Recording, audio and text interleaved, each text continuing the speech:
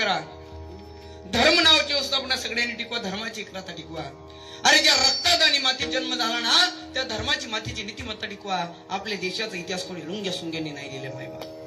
आपल्या देशाचा इतिहास कोणी लुंग्या सुंग्यांनी नाही लिहिलाय, तो लिहिलाय शाहिराच्या डब्याने, घोड्याच्या डब्याने, सह्याद्री साक्षीने, हिमालयाच्या कृपेने, मा जगदंबेच्या असीमतेने, ज्ञानोबा तुकोबराच्या पुण्येनं, छत्रपती शिवाजी महाराजांच्या मावळ्यांच्या तमाम रक्ताचे तमाम थेंबानं, तमाम वारकरी संप्रदायाच्या वारकऱ्यांच्या प्रेरणेनं हा भगवा कशात फडकतोय ना महाराज. ही वारकरी संप्रदायाचे पुण्य कोणाच्या बाप जात्याचे नाही. निर्माण केले आणि तुम्ही भगव्याला आतंकवाद सांगताय. अरे कुछ भी हो सकता है इस देश में, लेकिन हिंदुस्तान का हिंदू कभी आतंकवादी नहीं हो सकता. अरे जिस देश में गौवा को पूजा जाता है, धरनी को माँ कहा जाता है, और जिस देश में गौवा को पूजा जाता है, धरनी को माँ कहा जाता है, जिस देश में माँ बाप मरने के पश्चात श्राद्ध किया जाता है, उस देश में सब कुछ हो सकता है, लेकिन हिंदुस्तान का हिंदू कभी आतंकवादी नहीं हो सकता. हिंदुस्तान का हिंदू कभी आतंकवादी नहीं हो सकता. महाराज बघा, आज जागतिक महिला दिन आहे. लक्ष द्या, सांगतो मी तुम्हाला. आपल्या महाराष्ट्रात 3 स्त्रिया होऊन गेल्या. लक्ष द्या बरं, बारकाईने लक्ष द्या. आपल्या महाराष्ट्रात 3 स्त्रिया होऊन गेल्या. 16व्या शतकात राजमाता राष्ट्रमाता जिजाऊ मासाहेब, 17व्या शतकात पुण्यश्लोक अहिल्यादेवी होळकर आणि 18व्या शतकात क्रांतिज्योती सावित्रीबाई फुले. महाराज या 3 स्त्रियांनी या राष्ट्राला सजवलं, घडवलं. गावाच्या सरपंच पदापासून तर राष्ट्रपती पदापर्यंत महिलांनी, स्त्रियांनी जो प्रगतीचा आलेख उंचावला, त्याचं सगळं श्रेय जातं राजमाता राष्ट्रमाता जिजाऊ मासाहेब, पुण्यश्लोक अहिल्यादेवी होळकर आणि क्रांतिज्योती सावित्रीबाई फुले यांना. ऐका बघा, क्रांतिज्योती सावित्रीबाई फुले यांना महाराज सीता रावणाच्या बापाला सुद्धा सापडली नसती. लक्ष द्या बरं, सीता रावणाच्या बापाला सुद्धा सापडली नसती. फक्त रावण साधूच्या वेशात आला. ठीक आहे महाराज, सीता माता भावनिक होत्या, फसल्या. अजून एक चुकी केली सीतेनं, अजून एक चुकी केली सीतेनं. कोणती? लक्ष्मणांची लक्ष्मण रेखा घातली होती, ती सीतेनं ओलांडायला नको होती. ज्या दिवशी लक्ष्मणानं घातली लक्ष्मण रेखा सीतेनं ओलांडली, रावणाने तिला उचलून नेलं. सांगेल दादा मी आपल्याला, रावणाने तिला उचलून नेलं. आपल्या घराचा उंबरडा म्हणजे, आपल्या घराचा उंबरडा म्हणजे आपल्या घराची लक्ष्मण रेखा आहे. आपल्या घराचा दरवाजा म्हणजे आपल्या घराची लक्ष्मण रेखा आहे. आणि ज्या ज्यावेळेस मुलींनी आधुनिकतेच्या नावाखाली, स्वतःच्या पायावर उभं राहायच्या नावाखाली आणि काहीतरी कर्तृत्व करून दाखवायच्या नावाखाली ज्या वेळेस आपल्या घराचा उंबरटा म्हणजे आपल्या घराची लक्ष्मण रेखा ओलांडायचा प्रयत्न केला, पुढे त्यांना रावणच भेटलाय महाराज, राम कधी सापडलाच नाही. महाराज आपली काहीतरी जबाबदारी, हो आपली काहीतरी जबाबदारी आहे. रावणानं सीतेचं हरण केलं, रावणानं सीतेचं हरण केलं, रावणानं सीता उचलून नेली. पण सीता मातेला सोडण्यासाठी मर्यादा पुरुषोत्तम भगवान प्रभू रामचंद्र होते. आता मात्र राम कुठे दिसत नाही आणि रावण मात्र गल्ली बोळात हिंडताना दिसतात. अहो आपली काहीतरी जबाबदारी मायबाप. लोक म्हणतात महाराज त्या मुलीच्या कपड्यांचा दोष, लोक म्हणतात महाराज तिच्या वयाचा दोष, लोक म्हणतात महाराज तिच्या धर्माचा दोष. नाही रे बाबा, अरे दोष तिच्या कपड्यांचा नाही, दोष तिच्या धर्माचा नाही, दोष तिच्या वयाचा नाही. अरे ती हिंदू असली तरी तिच्यावर बलात्कार होतोय, ती मुसलमान असली तरी तिच्यावर बलात्कार होतोय, आणि ती ख्रिश्चन असली तरी तिच्यावर बलात्कार होतोय. दोष तिच्या धर्माचा नाही, मग दोष तिच्या कपड्यांचा अजिबात नाही. दोष तिच्या कपड्यांचा नाही महाराज. तिनं पंजाबी ड्रेस घातलेला असला तरी तिच्यावर बलात्कार होतोय, तिने नऊवारी नेसलेली असली तरी तिच्यावर बलात्कार होतोय, आणि तिने त्या ठिकाणी वेस्टर्न पॅटर्न साइजचे कपडे घातलेले असले तरी तिच्यावर बलात्कार होतोय. दोष तिच्या धर्माचा नाही, दोष तिच्या कपड्यांचा नाही, मग दोष तिच्या वयाचा अजिबात नाही. अरे ती 8 वर्षाची असली तरी तिच्यावर बलात्कार होतोय, ती 18 वर्षाची असली तरी तिच्यावर बलात्कार होतोय, आणि ती 80 वर्षाची असली तरी तिच्यावर बलात्कार होतोय. दोष तिच्या कपड्यांचा नाही, दोष तिच्या वयाचा नाही, दोष तिच्या धर्माचा नाही, दोष वासनेनं भरलेल्या नजरांचा आहे.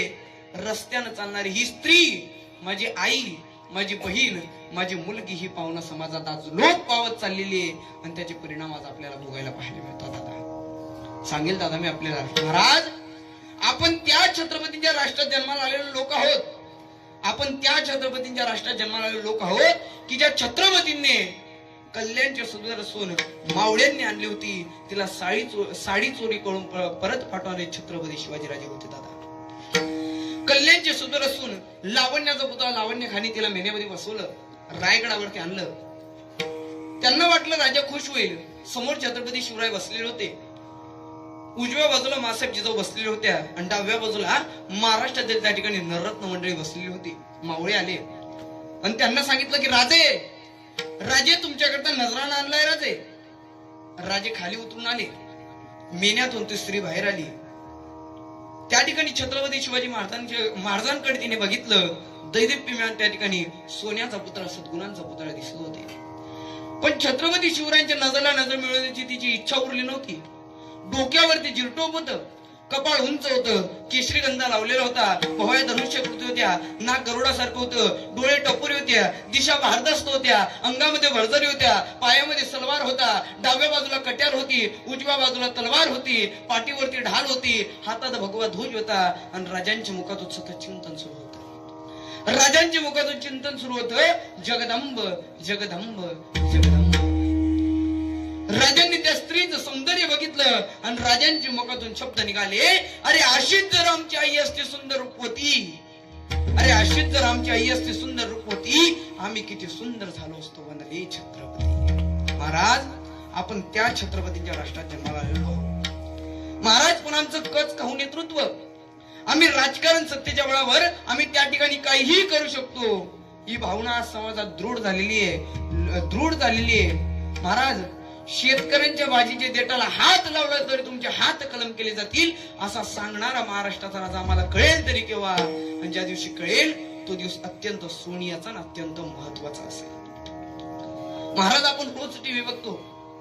टीव्ही बघितल्यावर आपल्याला असंच माहिती पडतं की आज या महिन्यात, आज या हप्त्यात कोणता ना कोणता जवान शहीद झाला. सांगेन दादा मी आपल्याला, ज्या वेळेस मेजर गोसावी सीमेवरती गेलेले, मेजर गोसावी सीमेवरती गेले, 6 महिन्याची बापाची मुलाची 6 महिन्याची भेट नाही, ताटातूट आहे. त्यावेळेस मुलाने सांगितलं, आई पप्पा 6 महिने झाले गेले, आई पप्पांसोबत 6 महिने झाले आले नाही, बोललो नाही, भेटलो नाही, आई पप्पांसोबत बोलावं, भेटावं, त्यांच्यासोबत खेळावं असं वाटतंय मला, लाव ना त्यांना फोन. आई लाव ना त्यांना फोन, मला बोलायचंय त्यांच्यासोबत.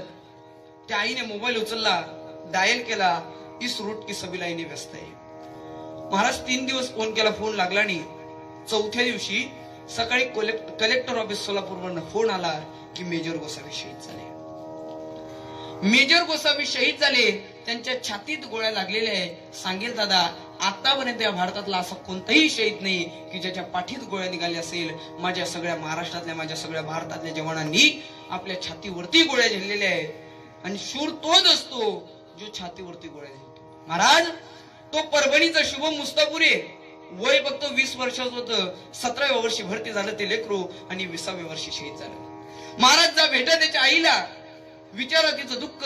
त्याची आई त्या ठिकाणी वाट पाहते, त्याची बहीण त्या ठिकाणी वाट पाहते. दादा, आपलं सीमेवरती कोणीच नाही, आपलं सीमेवरती कोणीच नाही, त्याचे झळ आपल्याला पोचत नाही. पण ज्यांचे सीमेवरती लढतात ना दादा, त्यांना जाऊन भेटा, त्यांना जाऊन विचारा त्यांचं दुःख काय असतं. मेजर गोसावी यांची शवपेटी त्या ठिकाणी आलेली आहे. ती शवपेटी खाली ठेवण्यात आली. त्या शवपेटीचा दरवाजा उघडण्यात आला आणि दरवाजा उघडल्यानंतर त्या ठिकाणी तिरंग्यामध्ये लपटलेलं ते शव होतं. मुलाने तोंडावरचा तिरंगा बाजूला झाला आणि त्या मुलाने आपल्या बापाच्या गालाला घाल लावला. सांगितलं, पप्पा उठा ना पप्पा, मला तुमच्यासोबत बोलायचंय. पप्पा उठा ना पप्पा, मला तुमच्यासोबत बोलायचंय, काही गोष्टी करायच्या आहे, काही गुज गोष्टी करायच्या आहे. पप्पा, मला तुमच्याकडून चॉकलेट नको, मला नवे कपडे नको, नवे शूज नको, पप्पा मला काहीही नको. पप्पा, फक्त मला एकदा तुमच्यासोबत बोलायचंय. पप्पा उठा ना पप्पा, माझ्यासोबत बोला ना पप्पा. शेजारीच मेजर उभा होता.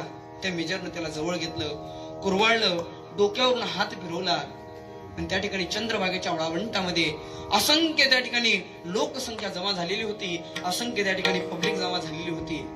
चंद्रभागेच्या वाळवंटामध्ये कलेवर ठेवले गेलेले ते शव, ते प्रेत, त्याला भडाग्नी दिला गेला आणि भडाग्नी दिला गेल्यानंतर अनेक पक्षाचे राजकारणी लोक त्या ठिकाणी आले. अनेक पक्षाचे राजकारणी लोक त्या बाईजवळ गेले आणि तिला सांगितलं की माय आपलं तो कुंकू या राष्ट्राला दिलंय, या मुलाने त्याचा बाप दिलाय, या आईनं तिचा मुलगा दिलाय. सांग तुझ्या मुलाला डॉक्टर, वकील, पोलीस, PSI, SI काय बनवायचंय, सांग काय बनवायचंय. तिने सांगितलं दादा, तिने हात जोडून सांगितले, दादा तुम्ही सर्वजण येऊन मला मदतीचं आश्वासन दिलंय त्याबद्दल धन्यवाद. त्याबद्दल धन्यवाद. पण मला माझ्या मुलाला डॉक्टर, पोलीस, PSI, SI काहीच बनवायचं नाही. मला माझ्या मुलाला 2 देशी गाई घेऊन द्यायच्या आहे आणि त्या 2 देशी गाईचं दूध त्याला पाजायचंय आणि त्याच्या बापाचं अपूर्ण राहिलेलं स्वप्न पूर्ण करण्यासाठी पुन्हा त्याला फौजमध्ये भरती करायचंय. का तर हा या मातीचा गुणधर्म आहे महाराज. बघा, या राष्ट्राची सेवा करा, देशाची सेवा करा. देशाची सेवा केली त्या छत्रपती शिवाजी महाराजांनी केली. धर्माची सेवा केली त्या धर्मवीर शंभूराजांनी केली. महाराज, अनेक माणसं वाघासारखी चालतात, अनेक माणसं वाघासारखी बोलतात, अनेक माणसं वाघासारखं कार्य करतात. पण या महाराष्ट्रातील शेतकऱ्यांना वाघ बनवण्याचं काम फक्त आणि फक्त छत्रपती शिवरायांचे विचार करतात. अरे, जे आईनं आपल्या लेकराच्या काळामध्ये स्वराज्याची ज्योत निर्माण केली, असे शहाजहानच्या वतीने महाराष्ट्रातील आऊसाहेब. अरे, ज्या माणसानं शून्यातून स्वराज्याचं बीज निर्माण केलं, असे हिंदवी स्वराज्याचे संस्थापक छत्रपती शिवाजी महाराज.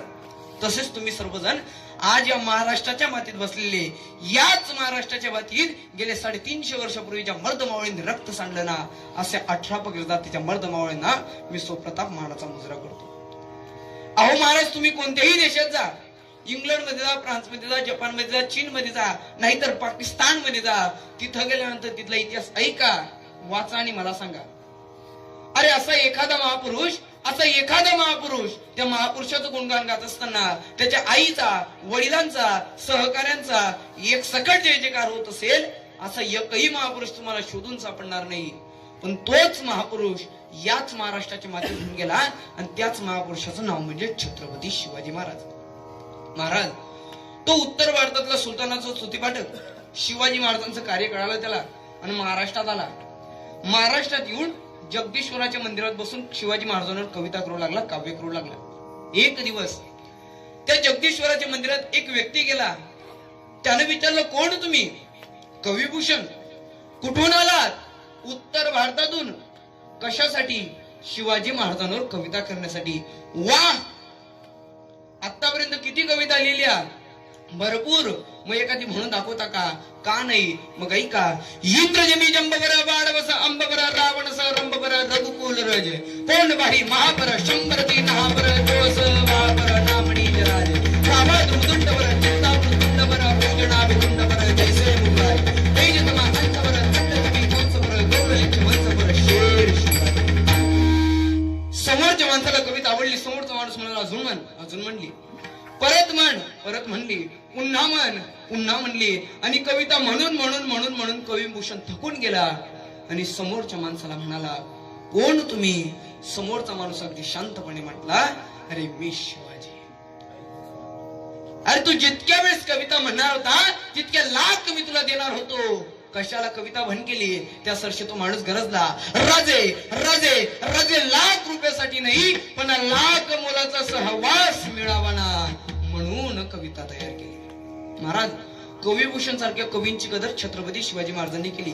त्यामुळे स्वराज्यात अनेक कवी लेखक निर्माण झाले. छत्रपती शिवाजी महाराजांनी कोणत्याही जातीवादाला धारा दिलेला नव्हता.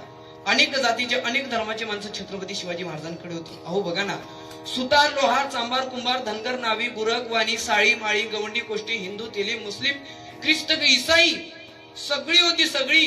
शिवाजी महाराजांनी कोणत्याही जातीपातीला धारा दिलेला नव्हता. महाराज, पूर्वीच्या काळात पोरांचं लई बरं होतं. जे मनाला वाटलं ते करायचं, जे शिकायचं ते शिकायचं. कारण महाराज, पूर्वी एका माणसाला 5-6 पोरं व्हायची. तिच्यातलं एखादं जरी गेलं तरी बापाला वेळ लागत होता. पूर्वी बापही निवांत, पोरही निवांत. आता त्या सरकारनं नवीन नियम काढला. एक अपत्य सुखी दाम्पत्य. एक ते इतकं सुखात ते वारं टीव्हीत बघतं, चक्रीवादळ पिक्चर टाकीत पाहतो. महाराज, त्याला थोडस काही खर्चटलं ना तर आईला 8 एकून बापाचा बीपी वाढतो. त्याच्या शिक्षणापेक्षा त्याच्या बापालाच त्याच्या शिक्षणाची जास्त काळजी. त्याचा बाप लुंगी लावून पुस्तकाचे पान चाळतं आणि त्याचं पोरग म्हणतं, पप्पा सापडलं का गणित? आता सापडायला का तुझी सायकल आहे? अहो, छत्रपती शिवाजी महाराजांनी जर जिजाऊ मासाहेबांना म्हटलं असतं, मासाहेब तलवार शिकू का? मासाहेब असं म्हटले का, नग पोटात घुसन. मासाहेब पळू का? मग मासाहेब असं म्हटल्या का, नग हातपाय दुखतील. मग मासाहेब घोड्यावर बसू का? मग मासाहेब असं म्हटल्या का, नग नाका तोंडात वारं घुसन. अहो महाराज, अंगावर काटे किती असतात हे गुलाबाचं फुल सुद्धा आम्हाला सांगत नाही. मग आम्ही जीवनभर का रडावं असे विचार, असे संस्कार छत्रपती शिवाजी महाराजांनी आम्हाला घालून दिले. बघा आपल्या कीर्तनाची वेळ संपलेली आहे. बघा कीर्तनाची वेळ संपलेली आहे, म्हणून जाता जाता एकच विनंती करेल, आई वडिलांची सेवा करा, गो मातेची सेवा करा, धर्माची सेवा करा. बघा मी तुम्हाला आतापर्यंत टाळी वाजव म्हणलो नाही, म्हणलो का? म्हणलो का? बोला ना तुम्ही, म्हणलो का? आणि मी म्हणत बी नसतो. महाराज काय करायचं आपल्याला? कीर्तन झाल्यावर जवळ येते 10-5 रुपये देते. आहे का तुमच्याकडे अशी पद्धत? कीर्तन झाल्यावर बुवाच्या हातात पैसे देणं. हा बोला ना. नाही मग आजपासून सुरू करा. नाही आपलं झालं पैशाचं, पण बाया लईच नाराज झाल्या. बाया म्हणाल्या माय मेला पैसे मागतोय आणि आम्ही पैसे बी नाही आणले. नसू द्या बरं पैसे, मी सोनं बी घेतो बरं. म्हणजे अशी काही अडचण नाही बा. टाळी वाजवायची नाही पण वाजवलेली बरी असते. आपल्याला त्या भगवान पंढरीशी पांडुरंग परमात्म्याचं भजन करायचे बरं का. टाळी वाजवायची नाही पण वाजवलेली बरी असते. का वाजवलेली बरी असते? जो कोणी कीर्तनात करेल टाळीची टाळाटाळी, लक्ष द्या, जो कोणी कीर्तनात करेल टाळीची टाळाटाळी, मग त्यास सकाळी यम कवटाळी. बघा आणि कोणी झोपलं असेल तर त्यांना सांगा